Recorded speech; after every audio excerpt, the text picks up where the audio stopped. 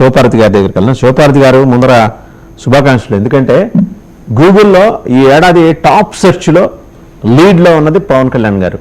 ఏది not for his ఇది movie performance, ఆర్టిస్ట్గా ఆయన అద్భుతమైన పర్ఫార్మెన్స్ ఇచ్చారు, దాని గురించి కాదు, రాజకీయ నాయకుడిగా ఒక్క ఏడాదిలో ఆయన స్పృశించిన వేరు పార్శ్వాలకు సంబంధించి ఒక్కొక్కటి అనలిటిక్స్ ఇచ్చుకుంటూ వచ్చారు. మీరు కూడా ఆ ఫీల్డ్లోనే ఉన్నారు కాబట్టి ఆ అనలిటిక్స్ ఎట్లా ఉంటాయి ఏంటనేది మీకు కూడా సమగ్రమైన అవగాహన ఉంటుంది.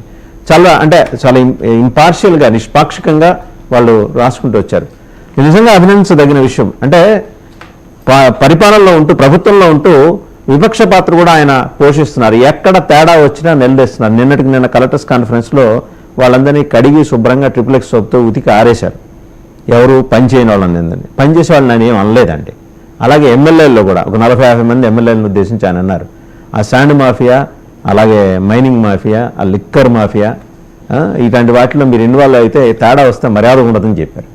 పాపం అంతకుముందు సీఎం గారు వాళ్ళందరినీ పిలిచి క్లాస్ పీకి పంపించారు, వాళ్ళ పరువు ఇక్కడ రోడ్డు ఎక్కకూడదని. వినకపోతే ఇలాగా మరి వజ్రాయుధం బయటికి రావాల్సిందే. ఆ వజ్రాయుధం నిన్న బయటకు వచ్చి మాట్లాడింది, అందరినీ కడిగేసింది, ఎవరిని వదల్లా. ఏమంటారు? ముందుగా మీకు ప్యానల్ లో ఉన్న పెద్దలకి 99 విషయంలో గుడ్ మార్నింగ్ అండి.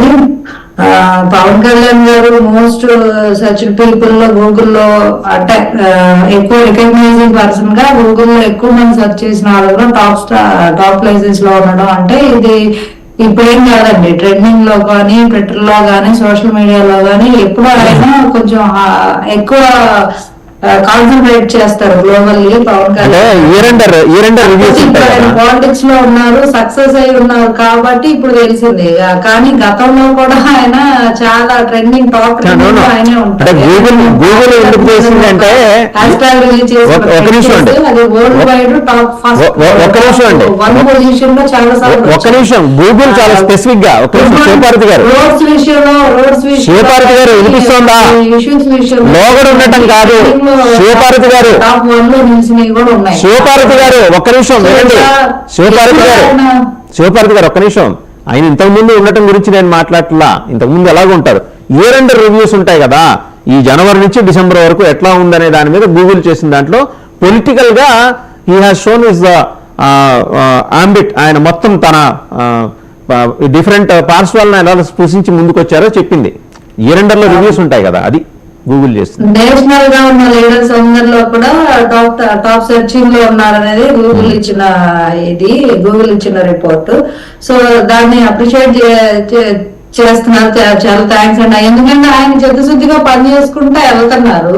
ఆయన ఏంటంటే నిన్న కలెక్టర్స్ కూడా చెప్పారు చాలా క్లియర్ గా, ఏం ఆపుతుంది మిమ్మల్ని, ఎందుకు మీరు మీ డ్యూటీస్ చేయట్లేదు. మేము గతంలో బయట ఉండి కూడా, ప్రతిపక్షంలో ఉండి కూడా కంప్లీట్ గా వ్యవస్థకి దూరంగా ఉన్నప్పుడు కూడా నేను ఎదురు చూస్తా ఉండేవాడిని. ఐఏఎస్లు ఐపీఎస్లు ఏమన్నా చేస్తారేమో, ఆపుతారేమో ఇలాంటి వాటిని అని.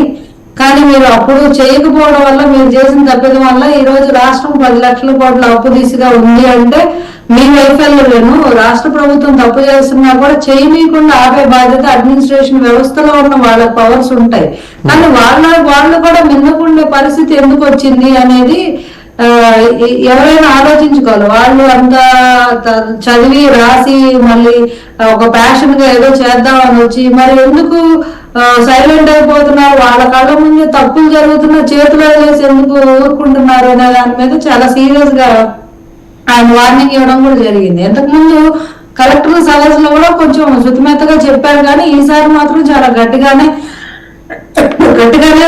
చెప్పారు. అలాగే ఎమ్మెల్యేలు మీరు అన్నట్టు ఎమ్మెల్యేలు కనుక కొంతమంది, అందరు కాదు కొంతమంది, ఒక 30 నుంచి 40 మంది ఎమ్మెల్యేల దాకా వాళ్ళ మీద రిపోర్ట్స్ వచ్చాయి. కాబట్టి వాళ్ళు ఎట్టి పరిస్థితుల్లో వాళ్ళు కనుక సరి చేసుకోకపోతే రాజీనామాలు చేయమని అనడంలో కూడా ఆశ్చర్యపోకర్లేదండి. కుటుంబం అంత సీరియస్ గా ఉంది. ఎవరైనా అవినీతి చేస్తాము, ఇష్టాన్ని ప్రవర్తిస్తాము అంటే ఖచ్చితంగా చూడండి ఇంకా 2-3 ఛాన్సులు ఇస్తారు తప్పితే తర్వాత వాళ్ళని రాజీనామా చేయిస్తారు, అందులో డౌటే లేదు. సో అంటే కూటమి అంత సీరియస్ గా పనిచేస్తున్నప్పుడు అధికారులు కూడా అలాగే అప్రమత్తం అవ్వాలి. అలాగే ఎవరు చేయిస్తారు, ఎన్ని ఛాన్సెస్ ఇవ్వాలి, ఎన్ని ఛాన్సెస్ ఇవ్వాలంటారు? ఎన్ని ఛాన్సెస్, ఎక్కువ ఛాన్సెస్ కూడా ఇవ్వరండి. నేను ఇచ్చిందే చాలా డెడ్లీ వార్నింగ్ వాళ్ళకి. ఇక మీద ఏ తప్పు చేసినా ఉపేక్షించే పరిస్థితి అయితే ఉండకపోవచ్చు, నాకు తెలిసి ఉండకపోవచ్చు. పవన్ కళ్యాణ్ గారు ఈ విషయంలో వెరీ సీరియస్ గా ఉన్నారు. అధ్యక్షులు వారు చాలా క్లియర్ గా ఇంటర్నల్ మీటింగ్స్ లో కూడా ఎమ్మెల్యేలను వార్న్ చేయడం, ఈవెన్ మా జనసేన పార్టీ ఎమ్మెల్యేలను కూడా వెరీ స్ట్రిక్ట్ గా వార్న్ చేశారు. మీకు ఇలా చేసుకోవాలనుకుంటే రాజీనామా చేసి వెళ్ళిపోండి అని వెరీ క్లియర్ గా చెప్పారు. ఫస్ట్ డే 1 చెప్పారు, ఎట్లాంటి అవినీతి నేను సహించను.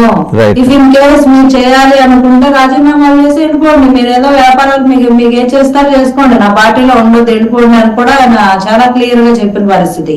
సో వాళ్ళు అలాగే చేస్తాము అంటే మేము చేతులు కట్టుకొని కూర్చుని ఆ 20-30 ఎమ్మెల్యేలు కూడా అవకాశం ఉండదు ఎవరికి.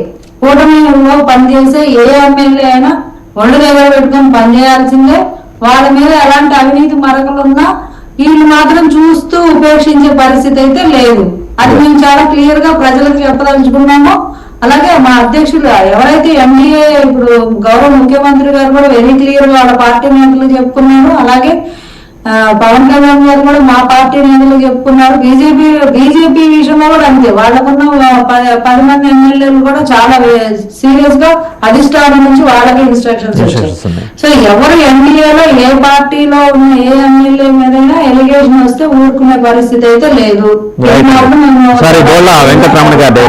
చెప్పదలుచుకున్నాం. టీడీపీ నాయకులు బోళ్ళ వెంకటరమణ గారు చూశారు కదా, అంటే పవన్ కళ్యాణ్ గారి ఆవిడ అన్నట్టు కరెక్ట్ డెడ్లీ వార్నింగ్. అది అంతకు మించి ఇవ్వరు. అంటే ఎంతో సహనంతో వెయిట్ చేసి ముఖ్యమంత్రి గారు పెద్ద మనిషి తరహాలో ఆయన పిలిచి చాలా మర్యాదగా, అయ్యా బాబు 10 మందిలో మాట్లాడితే మీ పరుగు పోతుంది కాబట్టి వ్యక్తిగతంగా పిలిచి మారుతున్నాం, పద్ధతి మార్చుకోండి అని చెప్పిన తర్వాత కూడా మారకపోతే అప్పుడు గబ్బర్ సింగ్ బయటికి రావాల్సి వచ్చింది.